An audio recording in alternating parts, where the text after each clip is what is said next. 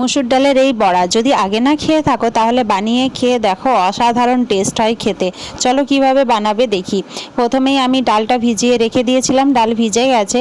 এর সাথে আমি আদা রসুন পেঁয়াজ আর কাঁচা লঙ্কা দিয়ে বেটে নিয়েছি, ওটা আমি তোমাদের দেখাতে ভুলে গিয়েছিলাম। আর এর সাথে দিয়ে দিলাম লবণ, দিয়ে খুব ভালো করে মিক্সড করে নিলাম। এখানে উষ্ণ গরম জলে আমি কুমড়ো পাতাগুলো ভালো করে ধুয়ে নিয়েছিলাম, তাতে ধোয়াও হয়ে যায়, পাতাগুলো অল্প নরম হয়ে যায়, যাতে এইভাবে ফোল্ড করতে সুবিধা হয়। তারপরে 1 চামচ করে ডাল বাটা, তারপরে পাতাগুলোকে এইভাবে দিয়ে দিয়ে প্রত্যেকটা এইভাবে ফোল্ড করে নিতে হবে। তো দেখো খুব সুন্দরভাবেই আমি এইভাবে ফোল্ড করে নিয়েছি, প্রত্যেকটা পাতা এইভাবে রেডি করে নিয়েছি।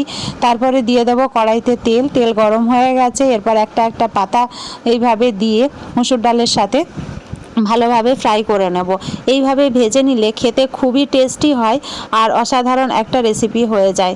এটা তোমরা গরম ভাতের সাথে খুব ভালোভাবে সার্ভ করতে পারো। তো বলো কেমন হয়েছে খেতে।